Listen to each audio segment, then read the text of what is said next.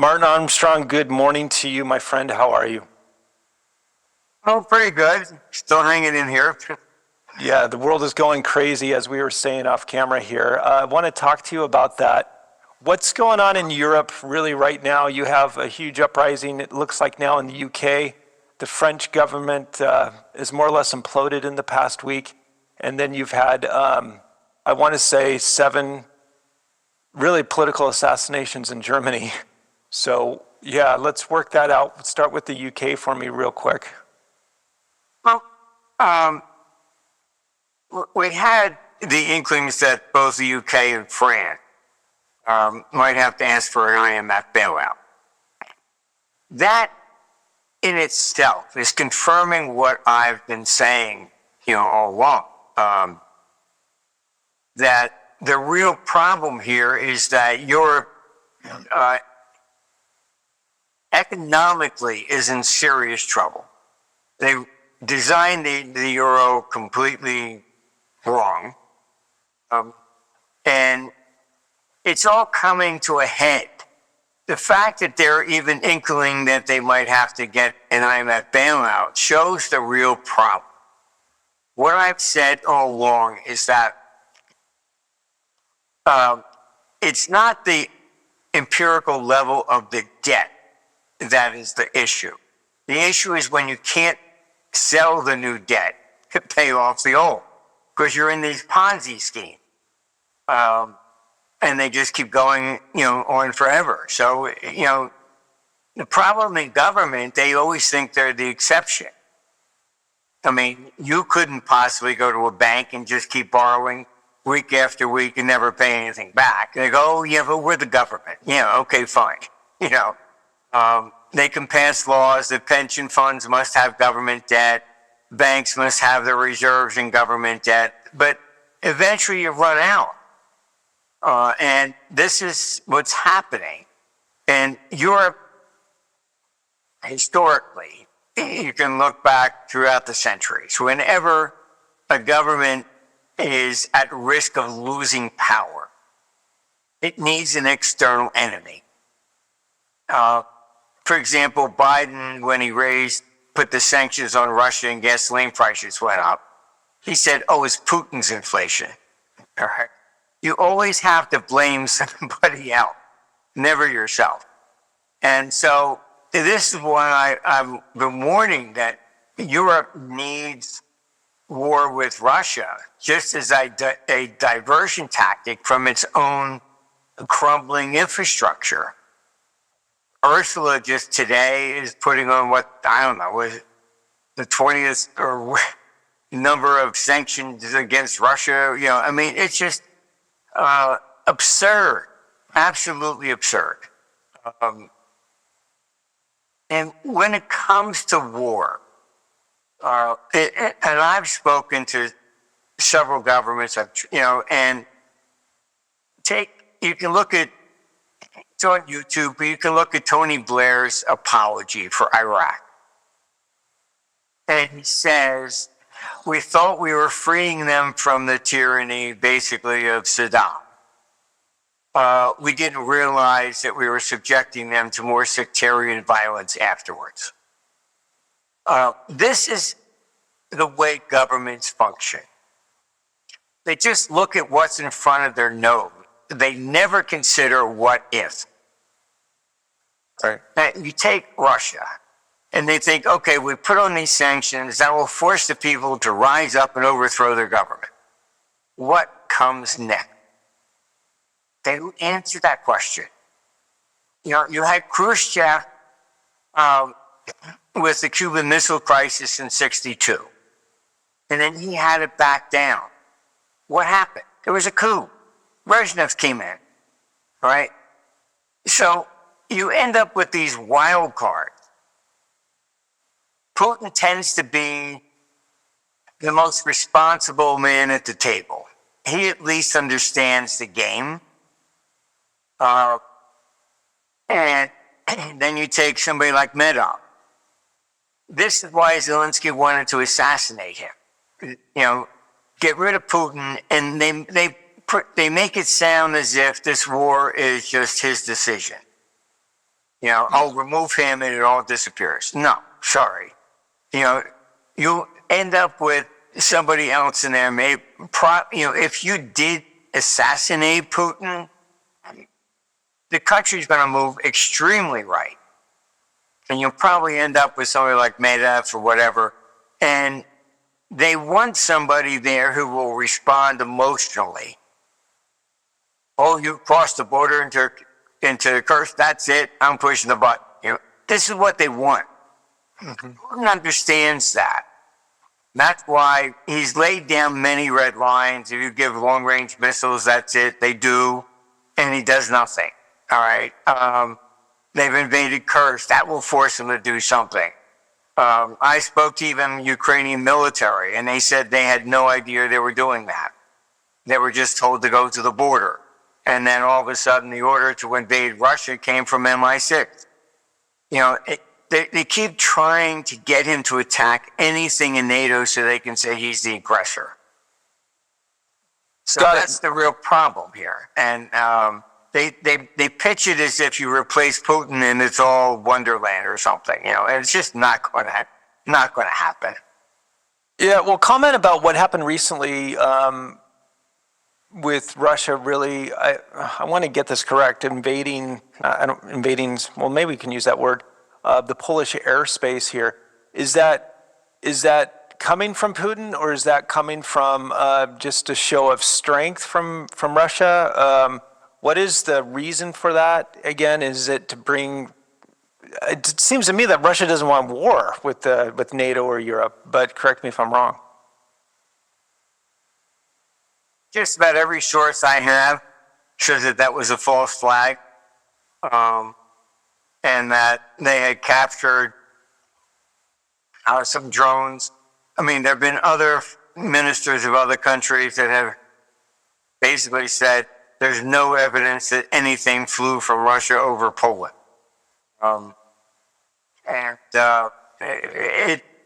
They need, you can look it up. It's called Rally Around the Flag. Psychologically, and even Hermann Göring testified to this at his Nuremberg trial. In order to get people to rally up and defend and go to war, you have to present that you've been attacked. If you say, okay, fine, everybody signed up, we don't like Putin, he's a bad guy, let's go in and invade. They're not going to show up. Right? In the U.S., Roosevelt kept trying to get us into World War II. And Congress would never give a declaration of war. Only when Pearl Harbor was attacked that got us into the war. So that's what it's called, Rally Around the Flag. And you can look it up. It's a psychological war tactic. Mm-hmm. So that's the problem behind false flags.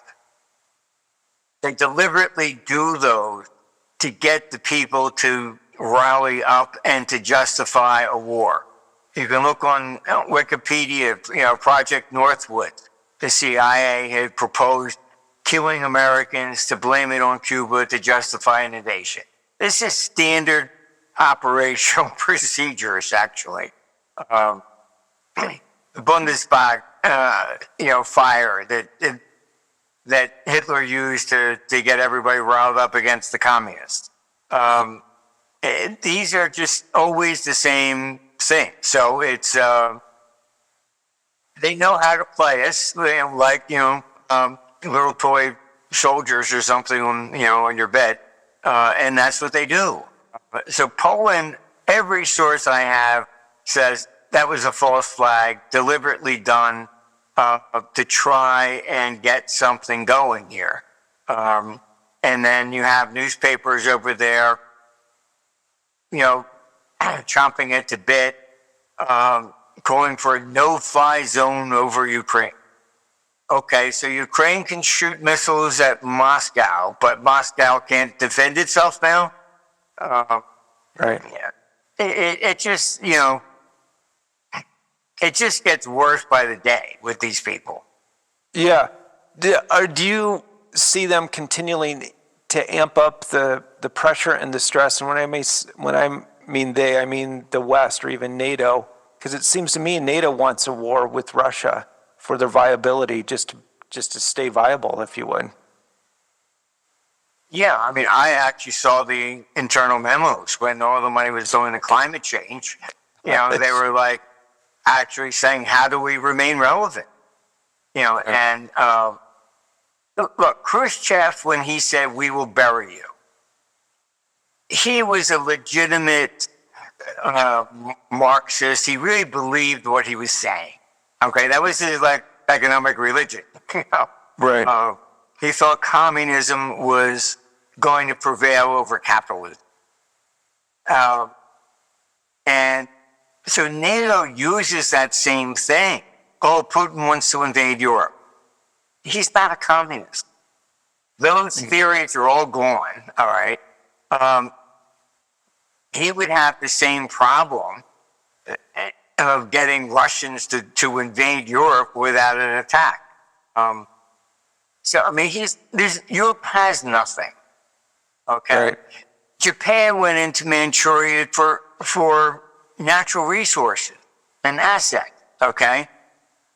Europe has nothing. They have to get their energy from Russia, all right?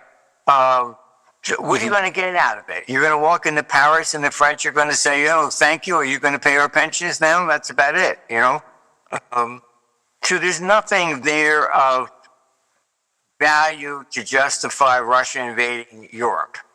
But that's not true the other way. You know, Russia is the richest country in the world from a natural resource perspective. It has about 75 trillion. And I mean, I speak to people, you know, that have been in the government there in France. They call Macron the petite Napoleon.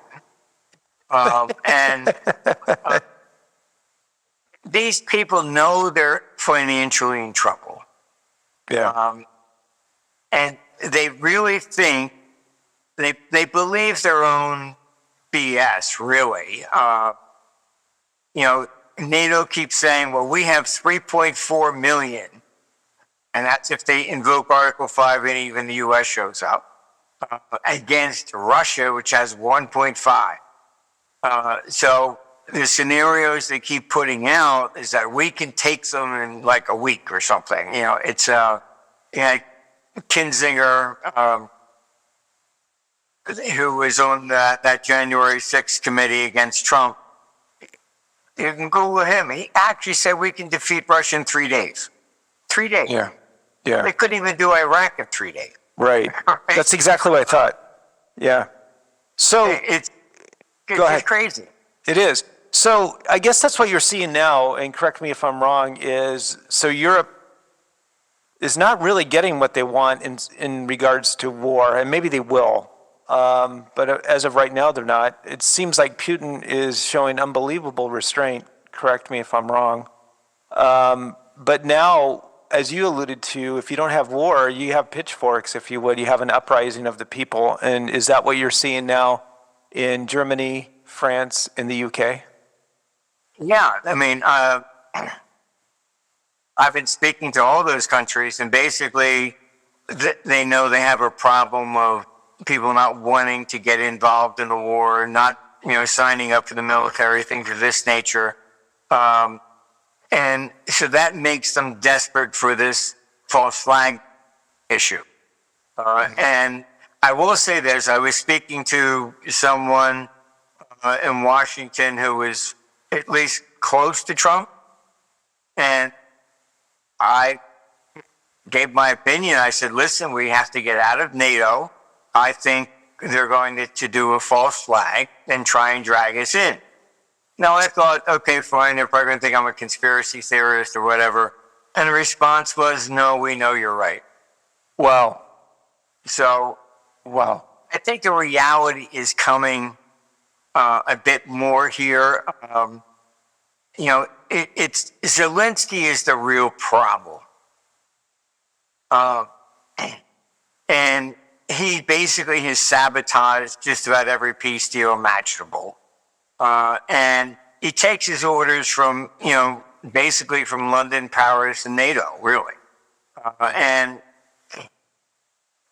you have, Boris Johnson routinely hops on the plane to go over there to tell them, don't sign any peace deals, don't do this. They want war. He even made the front pages of the Norwegian press with his comment that Britain is already in a proxy war with Russia. So the economy is falling apart. Right.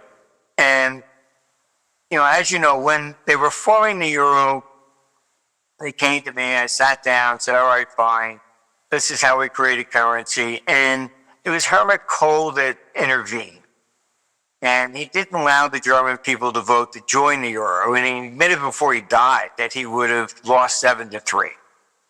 So his criteria was no consolidation of the debt. And I warned him that back in '98, I said, this is going to fail. This is not your long-term solution. I'm not an academic, I'm a trader. And when you actually have money, skin in the game, you see how things really work. Right. If I'm a fund manager, I can pick up the phone and say, buy me $10 billion worth of US treasuries. For Europe, I still have to make the same decision as if the euro didn't exist. Do I want German debt? Do I want French? Because they're all separate.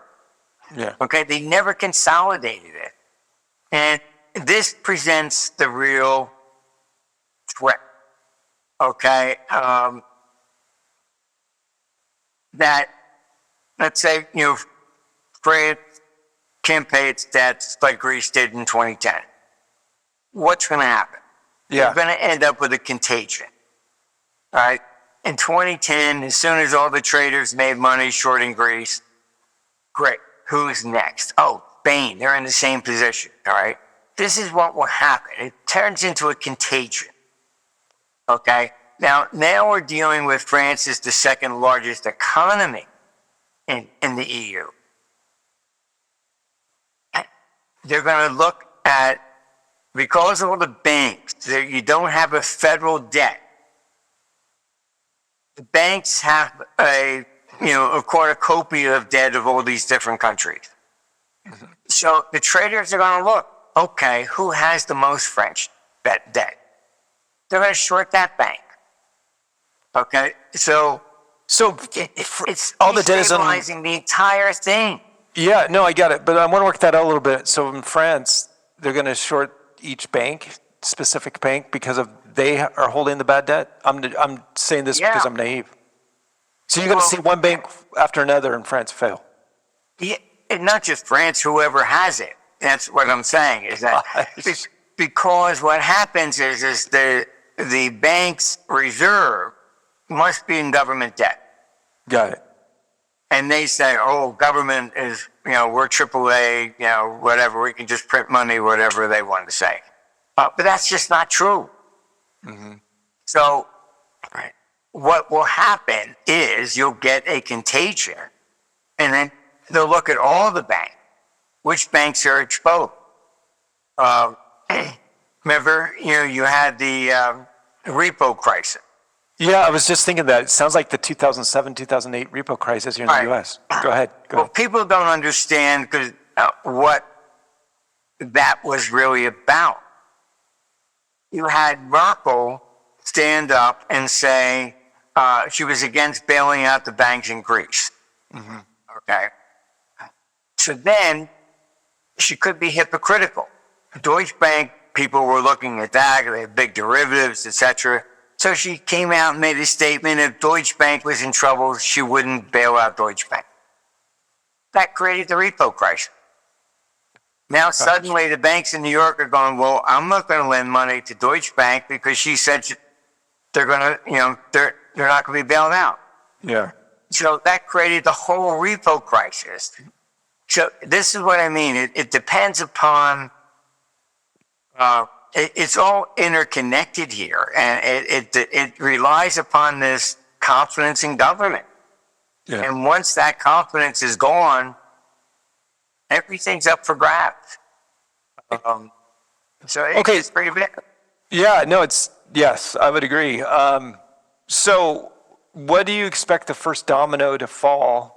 Well, it's already fallen, but as far as in the first domino in this contagion, if you would, is it going to be France and their banks? Is it going to be Germany and their banks? Or is it going to be the UK and their banks or another country? Well, I think it's a basically a coin toss between France and UK. But even if you look at Germany, their rates are starting to rise. You can't at the same time be preaching war and then say, "Hey, you want to buy some bond?" You know? Right? Go ahead, sorry. That's Go right. up in war. Right. Simple as that. This has been part of the problem of the Fed and Powell and his reluctance with lowering rates. He knows also what's going on here. And if Europe goes into war, rates are going higher, not lower. Yeah, and that has profound effects across everything. Everything. Europe is the epicenter of this complete mess. Yeah. Japan is another one.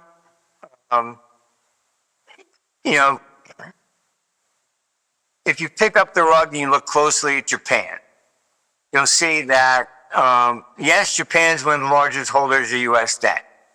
But it's not the government. It's corporations. They buy U.S. debt as a hedge against their own government. Look it up.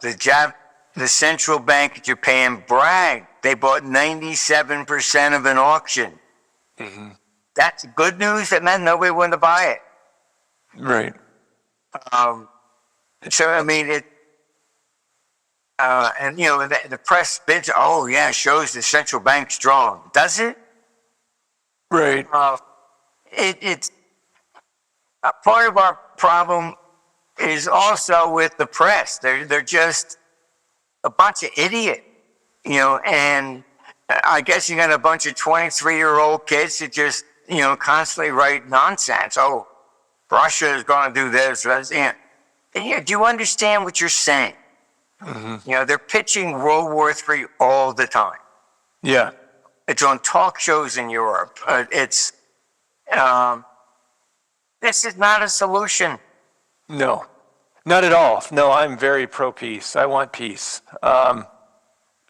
So with Europe imploding here, you talk, and I don't want to put words in your mouth, but I want you to work this out for me. I've learned this from you, actually, from a friend of yours, Tom Luongo, about money flow. Talk about money flow, because there's so much money still out there. Where's that going to flow to that you see in the shorter intermediate term? And also about the debt. The U.S. can print its way out of it, and I say that very theoretical, meaning, well, theoretical in the sense they can eliminate the debt problem, but if they print their way out of it, they're going to create so many other problems. Well, this is also part of, Powell's dilemma. I disagree with Trump. Trump has always been a borrower, not a lender. Yeah. So when you're on that side of the table, you always want the interest rates as cheap as possible. True. Right. Right. But step back from that, and what you'll see is that when interest rates decline, they do so during recession and depression. Right. All right. Rates were at 6% in 29, they fell to 1%. Didn't help. 07, to 09, same thing. What it is that ever since, I did a lot of research, and I wrote a book back in 86 called The Greatest Bull Market in History. And I had to read all the newspapers, trying to get into the thinking process of what they are. And I mean, to tell you just a footnote to history. You have to understand what even a word meant at that time. You have William Penn, who named Philadelphia because in Greek, Philadelphus meant brotherly love. So he took it in the sense of Christian. Yes, I love my brother. That's not what it meant then. It meant incest, that your brother married your sister. That was the brotherly love. So he didn't understand what it really meant at that time. When I was doing the research on this book, it was very fascinating. Before 29, rates were rising. They virtually doubled between 27 and 29. Stock market kept going up. Why? The interpretation was rising interest rates were bullish because it showed there was still a demand for money. Mm-hmm. People were still expanding, etc. When people are not willing to borrow, look at the ECB. They went negative in 2014. Yeah. And stayed there to 2022. You can't punish somebody for not investing. And this is what I warn these politicians, but it seems to go in one ear and out the other. I said, you'll pay 20% interest if you think the stock market's going to double next year. But if you don't think it's going to go up 1%, you're not going to borrow at 1%. Right. It's got nothing to do with the empirical level of interest rates. It's the expectation. That's even what inflation is. Inflation is basically the expectation of the future value of the currency. Mm-hmm. It's, you get these people that think that they're, like Bitcoin with fixed. All right, if you have a fixed currency, the money supply can't increase, but you want your wages to increase and your home to appreciate. It's like, you want Christmas, in July too. I mean, it's right. There's certain things that just, they all have to go together. Yeah. You can't have inflation, and basically. Or no inflation and with fixed exchange rates, but you want real estate in your house to go up in value. It's none of the you can't. You got to be on the same ballpark here. Yeah. Well, that goes back to where do you see the U.S. here? What we're entering? Do you see a deflationary cycle here, or do you see stability, or do you see the continued inflationary cycle here? It still appears to be more of a stagflation into 28, because also when you go into war, you normally get shortages. Mm-hmm. But we're still dealing with to a large extent with COVID. I had emails from farmers that, okay, we're locked down, so you couldn't get a truck to deliver food for your chickens. You couldn't send your chickens to market. So I got emails from farmers that had to kill like 30,000 chickens. Gosh. And then you have politicians, these greedy farmers, they want more for their eggs. Right. It's just absurd. But so COVID did a lot of damage. And look, I can tell you that Klaus Schwab, I've met him 3 months before COVID even happened. Mm-hmm. He was telling friends, I believe, a virus is coming. So his plan. What the real objective of it was climate change. Let's back and look at what they did. Mm-hmm. All right. The whole nonsense of 15-minute cities, it was to prevent people from commuting, mm-hmm. to force them to work from home. Mm-hmm. Okay. So Zoom meetings took up, all this. And what do we have? We have a problem with commercial real estate today. Yeah. People didn't go back to offices, things of this nature. Europe was even worse. You wiped out so many small businesses in Germany. Then, on top of that, they put in the climate change reg. And I mean, I was in Berlin. I had a meeting in the morning and I had a meeting in the afternoon in Rome. 2 major cities. There was no direct flights. Right. First time I had to hire a private jet to make the next meeting.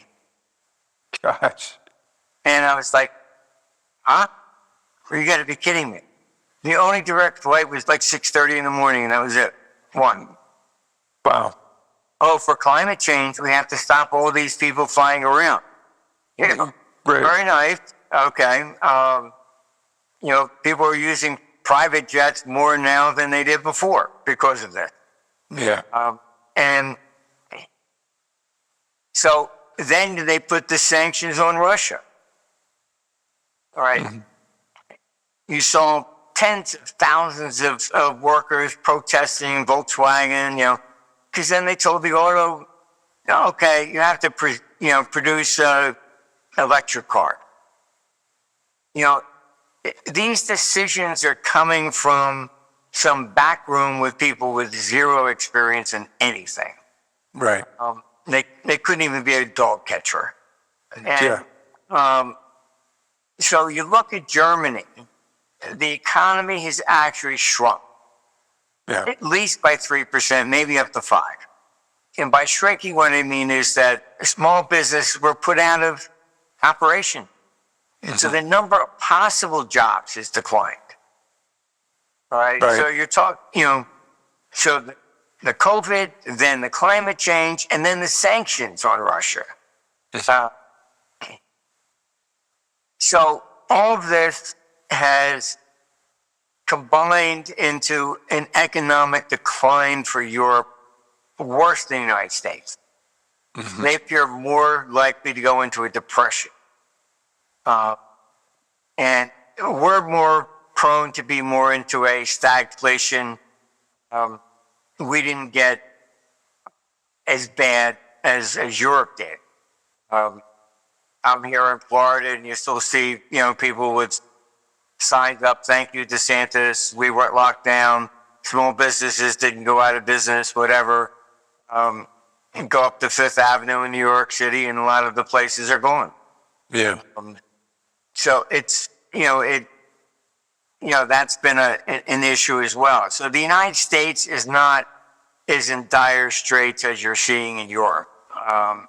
Which is really bleak in Europe. It's terrible. And then you have this nonsense. I mean, I was on the phone with people from Romania, and they were told by the EU to accept another 100,000 immigrants. Why? They think they can actually draft these people to send, put them a gun, and go kill some Russians. Yeah. And so you're seeing this we're at global scale this is really the left versus the right. And it, not just with the assassination here, but this is Brazil going after Bolsonaro. And 27 years in jail. They did this to Le Pen in France. They're doing it to, in Romania as well. They're using the law, and they tried to do it with Trump. All right. They're trying to use the law to eradicate their opposition. Right. It's really what's going on. AfD in Germany is now the second largest economy or political party. And in politicians, look, I've been doing this longer than if you asked me in high school, would you ever want to be doing something like this? I would have thought you were crazy. But for 50 years, I've been dealing with governments here. And look, I mean, give you an example. Back in 80, when Volcker was raising interest rates to 14%, I met with the Treasury. I was naive back then, and I said, guys, these rates they're crazy. Mm-hmm. We're going to double the national debt by the end of the decade. And they very politely said, yeah, Marty, but we'll be paying back with cheaper dollars. I said, yeah. Oh, okay, I guess you know what you're doing. So I've seen it from every which way from Sunday. I mean, and governments will never admit a mistake. No, I would agree with you on that. So talk a little bit more about what do you think the outcome is really for Europe here. Do you think they go into civil war? Do you think they break apart? Do you think NATO breaks apart here? Do you think that's inevitable? I think they're going to be desperate to try and create some sort of a false flag against Russia. If they don't, they are completely dead. I mean, the EU is not going to last. Honestly, most maybe another year. Wow. So, I mean, look, I've done podcasts throughout Europe from Netherlands to Palermo. And 3 years ago, it would be like, you really think the EU is going to break up? Yes. Today, it's like, when? Everybody's fed up with it. The reason you have like AFD rising, things in Spain, everywhere, is that these politicians, instead of admitting that this whole migrant issue was a mistake, they doubled down on it. Mm-hmm. And, they tried outlawing the AFD, and they called them Nazis. What? Because against the immigration. I mean, you can go it up. In 1844, in Philadelphia, there were gun battles on the streets because the Irish were coming in. When you bring in a migrant during economic decline, all right, it's a powder keg. Yeah. All right. You're working, you're getting $10 an hour. I come in, I'll do it for $8. All right. Yeah. So then you get mad at me because I'm taking your job. This is what happened. So it actually turned into a gun battle on the streets of Philadelphia in 1844. This is what Europe is facing. You're having these the migrants, and they're not. The worst part of it is that they didn't come there to assimilate. In Sweden, they've actually hung up signs saying "Shira law" here. You're seeing that even in Texas. You can't invade a country and bring your culture with you. If you do not assimilate, forget it.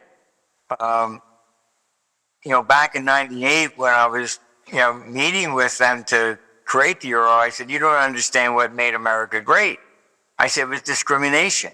They go, "Oh, how can you say that?" I said, "Because it was fair. Whoever was the last off the boat didn't get the job until they spoke English." All right. Right. So you now ask an American, what are they? They go, "I'm half Irish, half Italian, whatever." Everybody intermarried. You don't see that in Europe. I mean, sure, there's some exceptions, but I mean, the language keeps people apart, and then the cultures keep people apart. And then you have, the EU covertly, they've basically given Zelensky the green light to attack energy, hoping that they can cut off the energy flow to Hungary to overthrow the government. Yeah. Gosh, that's crazy. And it's just, we have to get rid of Orban. What comes after? Right. Nobody asked that question. Right. And that's my concern, that this whole thing is just a real mess. I'm concerned that they're so desperate that they will create war. And I think you're going to start seeing the markets move after this week, because I think, again, you got the Fed meeting and everything's fine. What then? Okay. Right. The Fed understands what's going on here. If you think they're going to keep lowering the interest rates perpetually while you got war coming, wrong. Not going to happen. Trump better get some better advisors, because him going after the Fed undermines the confidence in the financial system. Mm-hmm. Okay? That's not good for the markets. No. If you don't trust the markets, you don't put your money there. Yep. Talk a little bit about, real quickly, two things, and we'll end on this, is the whole situation with Venezuela, us attacking a boat or a ship. Was that a false flag? Do you see that as, or do you have any opinion on that? Do you think we're going to go into Venezuela? And if so, why? Is it because of the oil? Or is that just a false flag event? And then also weave in the Middle East, it seems like they're uniting, if you would, for the first time in I don't know how long. Work that out for me, both of those situations. Well, I think the problem here is that in the Middle East, you have a conflict of two groups. One, you have some Masonic Jews that are talking about bringing about the Messiah, get rid of the Dome of the Rock and fulfill the prophecy. Then you have, evangelical Christians there with the same thing, except it's Christ that's coming. But in both cases, they seem to be deliberately trying to create a crisis. And look, I grew up in the Philadelphia area. I can tell you that Bibi went to school in Philadelphia. I don't know if a lot of people know that. I didn't know that. And worse yet, he was very good friends with the Crystal. I know Bill Crystal. His father, Irving, started the whole neocon movement. Mm-hmm. Bibi was at their family gatherings routinely. Bibi is one of the neocons. And this is why he comes across as a hardliner or whatever, and I think Trump made a big mistake. Understanding that neocons like Victoria Nuland, etc., are a problem, always trying to instigate war. And he didn't realize that Bibi was one of them. Mm-hmm. So, unfortunately, I think his policies have increased the anti-Semitic attitudes, not just in universities and stuff, but you're talking about it throughout Europe as well. So this is all coming to a head, and it's just what our computers show is that we are going into World War III, but don't look at it from a standpoint of just Europe versus Russia. You're seeing what I would say that I've discovered over the years. Largely is that war does not come when everybody's fat and happy. War comes when the economy turns down. All right? And that's the phase we're in right now. So you're seeing conflicts rising in the Middle East. Mm-hmm. Then you have like Thailand versus Cambodia. Thailand even now talking about maybe putting tax on gold. And India, Pakistan. You got Brazil, which could go into a civil war, throwing Bolsonaro in for 27 years. That's basically telling half the country, take it stuff it. We're seeing it here in the United States. The big division, taking out Charlie only turns him into a hero, into a martyr.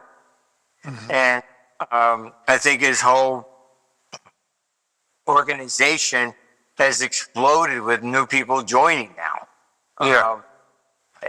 It's, there's an old story from the Egyptian religion that they killed Osiris because largely he was sent here to help mankind or whatever, and they didn't like it, so they buried him. And they saw his followers were still going to his grave, so they dug up the body, chopped it up in parts, and spread it around the neighborhood. His wife gathered all the parts and wrapped it in linen, and then supposedly he rose from the dead. That's why you have Egyptians mummified the body. All right. But that's the same story. You can kill the guy, but you didn't kill what he stood for. Or the movement, yeah.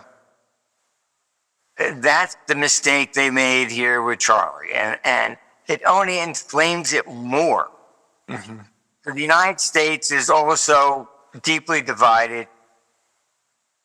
We're going to see it increase, and eventually the United States will break up as well. You can't have this deep divide over this nonsense. And like California, I'm in Florida. California to me is like a communist state, practically. Yeah. It's so, abnormal. Hey, I was in Austin, Texas in a meeting, and they said they wanted to move to Florida. And I said, why? And they said, well, they got to swim to get to you.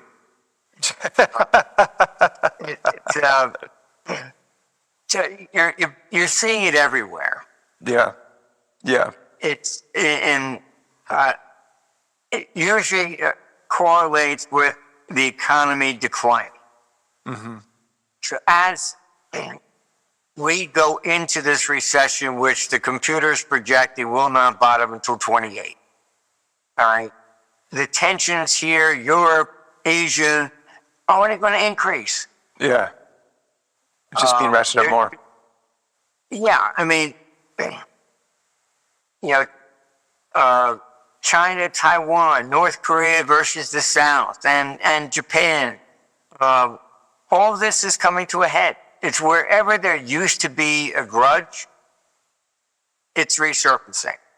Yeah. And it just seems to correlate with the economics. And as I've tried to explain many times, computer has correlated everything. And what comes out of it has taught me a very good lesson. You don't get war when everybody's fat and happy. Turn the economy down. Look, you had the Great Depression. All right. That brings Roosevelt political change. I don't care if they're left or right. Whoever's in power is basically always thrown out.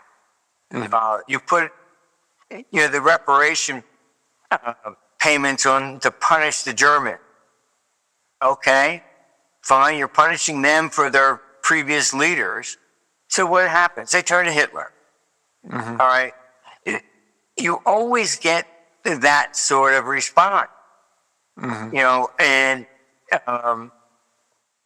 So the economy, I would say, is the number one cause. And when that turns down, it increases the tensions and aggravations of people, and you get political change. Yeah, it looks like we're right. Doesn't matter, but you get political change. Yeah, and that's what we're seeing right now all across Europe. And that's what we saw really with Trump, I think. The reason why he was elected, people wanted change. Yeah.